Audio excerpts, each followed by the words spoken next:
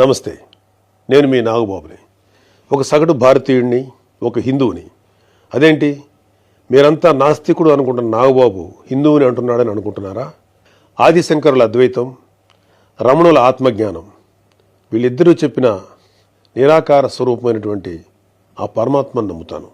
హిందువు అనేది ఒక నమ్మకమో ఒక మతమో కాదు, ఇది ధర్మం, మన జీవన విధానం. అవివేకుల్ని అజ్ఞానుల్ని ఎడ్యుకేట్ చేసేలా చెప్పాలంటే ఇది ఒక జియోగ్రాఫికల్ ఐడెంటిటీ కూడా. ఆసేతు హిమాచలం నుంచి హిందూ మహాసాగరం వరకు ఈ పుణ్యభూమిలో పుట్టిన ప్రతి ఒక్కడూ హిందువే. ఈ దేశంలో, ఈ ధర్మంలో చార్వాకులు కూడా చోటుంది. కాబట్టి నేను నికార్సైన హిందువుని. నా ధర్మాన్ని గౌరవిస్తూ ఇతరులను కించపరచకుండా బతుకుతున్న ఒక ప్రౌడ్ సనాతన హిందువుని. అందుకే నాకు ఎమ్మెల్సీగా కౌన్సిల్లో మాట్లాడే అవకాశం రాగానే హిందూ మతం కోసం పాటుపడే అర్చకుల చాలని జీతబత్యాల గురించి మాట్లాడాను. మరి వైసీపీ నాయకుల సంగతి ఏంటంటారు? రండి చూద్దాం.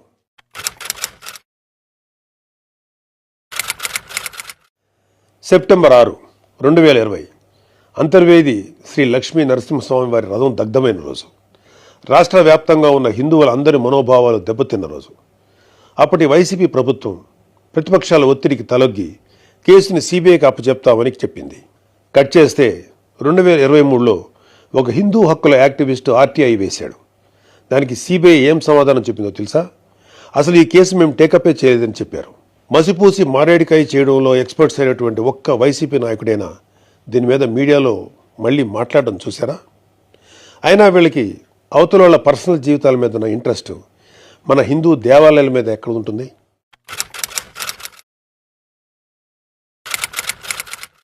డిసెంబరు 2020 రామతీర్థం రాముడు మనకు ఒక దైవం. మహావిష్ణు అవతారం మాత్రమే కాదు, అంతకు మించి ఈ దేశం తాలూకు ఆస్తిత్వం రామకథలో ఉంది. ఒక మనిషి ధార్మికంగా ఎలా బ్రతకాలో రామాయణం చెప్తుంది.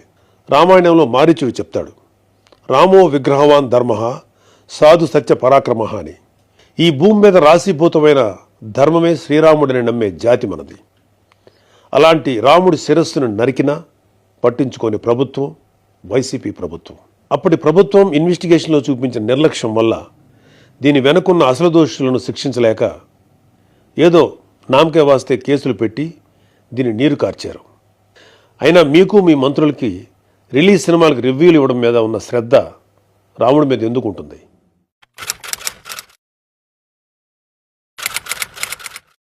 జనవరి 22, 2024 అయోధ్య రామమందిరం ఇనాగ్రేషన్ కొన్ని దశాబ్దాల సుదీర్ఘ న్యాయ పోరాటం తర్వాత, కొన్ని వందల మంది బలిదానాల తర్వాత హిందువులు కలల కన్నా రామమందిరం కల సాకారమైంది.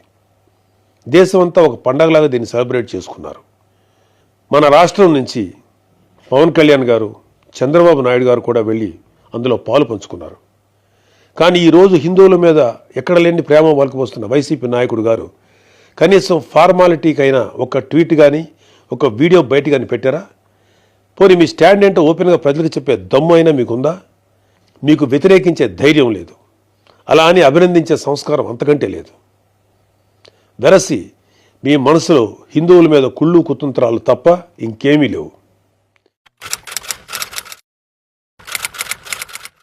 టీటీడీ భక్తులకి భగవంతుడిని దూరం చేసిన వైసీపీ పూట గడవని పేదవాడి దగ్గర నుంచి వజ్రాల కిరీటాలు చేయించే కోటీశ్వర్ల వరకు అందరి కోరిక ఒకటే, ఆ కలియుగ దైవమైన వెంకటేశ్వర స్వామివారి దర్శనం ఏడాదికి ఒకసారైనా చేసుకోవాలని.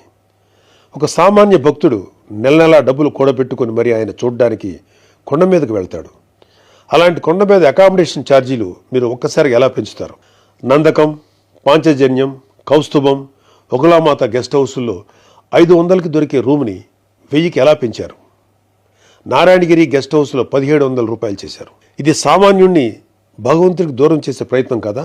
నువ్వు ఎవరిని, అదే ఏ మాఫియాని సంతోషపెట్టడానికి ఇది చేశావో అర్థం కారంత అమాయకులు అనుకుంటున్నావా ప్రజలు? దర్శనాలు సేవలు అయితే ఇంకా దారుణం.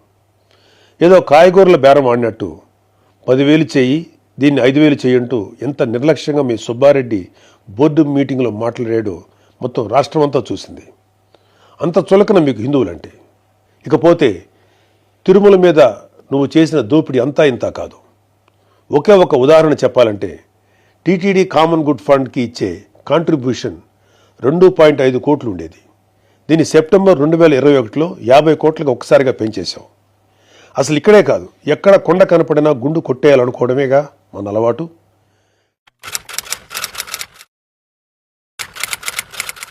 Declaration form. ప్రతి రిలీజియస్ ఇన్స్టిట్యూట్కి ఒక సాంప్రదాయం ఉంటుంది. దాన్ని గౌరవించడం మన ధర్మం. యుధా రాజా తదా ప్రజ అంటారు. నాయకులే రూల్స్ ఫాలో కాకపోతే ఇంకా ప్రజలు ఏం ఫాలో అవుతారు? అయినా బాధ్యత గురించి వైసీపీకి చెప్పడం చెవిటోడి చెవిలో శంఖం ఊదినట్టే. పవన్ కళ్యాణ్ గారు ఆయన కూతురు పొలినాని తిరుమల తీసుకువెళ్ళినప్పుడు ఆ అమ్మాయి మైనర్ అయినా కూడా ఒక గార్డియన్గా ఆ అమ్మాయి తరఫున డిక్లరేషన్ ఇచ్చారు. పవన్ కళ్యాణ్ గారి సతీమణి అన్నాగారు కూడా డిక్లరేషన్ ఇచ్చారు. ఇంత ఎందుకు, ఈ దేశ రాష్ట్రపతి అబ్దుల్ కలాం గారు కూడా తిరుమలలో డిక్లరేషన్ ఫామ్ పైన సంతకం చేసి అక్కడి నుంచి సాంప్రదాయాన్ని గౌరవించారు. నువ్వు కలాం గారి కన్నా గొప్పోడివా? డిక్లరేషన్ ఇవ్వకుండా వెళ్ళటమే కాక మీ మంత్రి వచ్చి ఆడి అమ్మ మొగుడు కట్టాడా తిరుపతి గుడి అని అంటాడా? అలా తలపగురు మాటలు మాట్లాడితేనే జనాలు 151లో మధ్యన 5 తీసేసి 11 ఇచ్చారు. అయినా నువ్వు ఏమైనా మారావా? లేదు. డిక్లరేషన్ అడిగారు అని తిరుమల పర్యటన క్యాన్సిల్ చేసుకున్న చరిత్ర ఉంది. అయినా సెక్యులర్ ప్లేస్కి రిలీజియస్ ప్లేస్కి తేడా తెలియని నిన్ను ఎడ్యుకేట్ చేయటం మా వల్ల కాదు. ఇక ఫైనల్గా మన కల్తీ నెయ్యి వ్యవహారం గురించి చెప్పాలి. పాపం ఈరోజు డోస్ ఎక్కువైనట్లుంది, రేపు మాట్లాడుకుందాం. Stay tune. ఫాలో చేయొచ్చు కదా అండి ప్లీజ్.